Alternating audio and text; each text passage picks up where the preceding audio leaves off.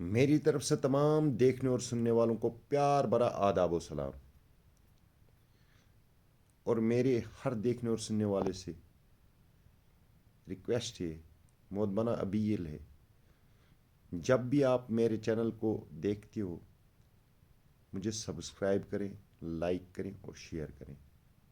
اور آج ہم بات کریں گے لوک سبھا اور راج سبھا کی۔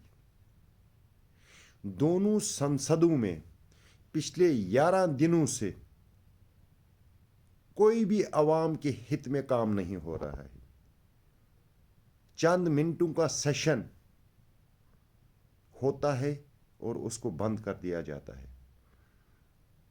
جس میں دونوں سیشنوں میں چاہے لوک سبھا کا سیشن ہو چاہے راجیہ سبھا کا سیشن ہو، اربوں کروڑوں روپیہ اس سیشن پہ خرچ ہوتا ہے،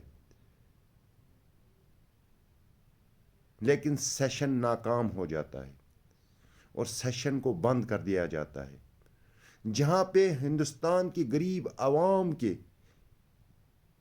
فیصلے لیے جاتے ہیں، ہندوستان کی بے روزگاری، بیکاری، ہندوستان کی بڑھتی ہوئی مہنگائی کے فیصلے لیے جاتے ہیں، وہ چند منٹوں میں ہی بند ہو جاتی ہے۔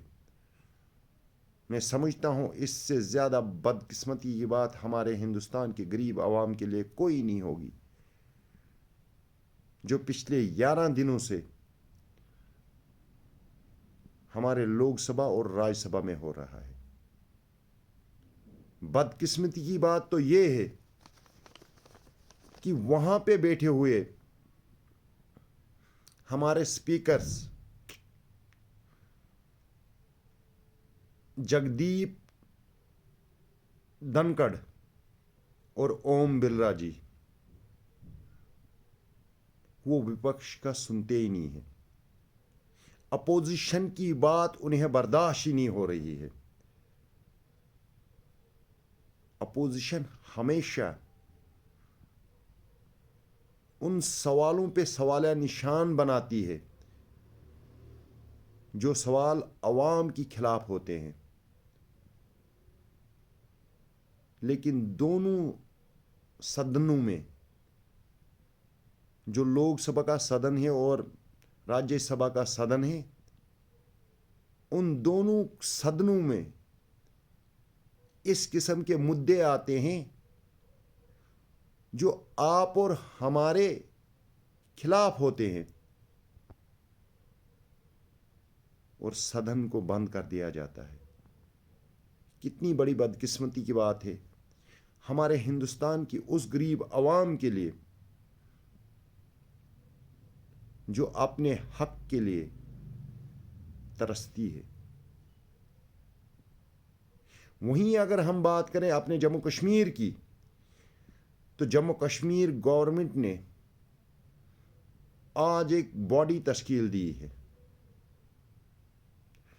جس میں 5 کیبنٹ منتری، کیبنٹ منسٹرز کو 4 ڈسٹرکٹ جموں کشمیر یوٹی کے حوالہ کر دیے ہیں۔ ہر منسٹر کے پاس 4 ڈسٹرکٹ ہوں گے اور وہ اپنے 4 ڈسٹرکٹوں میں عوام کی مشکلوں کو دیکھے گا کہ عوام کے ساتھ کون سی زیادتیاں اور کون سی مشکلاتیں ہو رہی ہیں، جن کا ازالہ آج کی حکومت کر سکتی ہے۔ تو میں آپ کو بولنا چاہتا ہوں، ہمارے ڈسٹرکٹ، ہمارا جو کشتواڑ ڈسٹرکٹ ہے، اس وقت کے کیبنٹ منتری جاوید رانا وہ ہمارے ڈسٹرکٹ کی سربراہی کر رہے ہیں۔ جس قسم کی مشکلیں اور جس قسم کی مشکلاتوں سے دوچار ہمارا کشتواڑ ہو رہا ہے، اس کی پوری رپورٹ وہ حکومت کو دیں گے اور حکومت ان مشکلوں کو حل کرنے کی کوشش کرے گی۔ ویسے بھی افسوس کی بات ہے، 2 مہینے ہونے جا رہے ہیں अभी तक इस किस्म का कोई भी काम हमारी हुकूमत ने नहीं किया है जिससे जम्मू कश्मीर की अवाम खुश होती या उनकी मुश्किलें कम होती। आप सब जानते हो अब सर्दियों का मौसम हमारे पूरे जम्मू कश्मीर में है। बिजली की प्रॉब्लम है, रोशन की प्रॉब्लम है, पानी की प्रॉब्लम है, लेकिन इन बेसिक चीज़ों पे हमारे जम्मू कश्मीर की हुकूमत न सोच रही है और ना ही कोई प्लान जम्मू कश्मीर की आवाम के सामने ला रही है।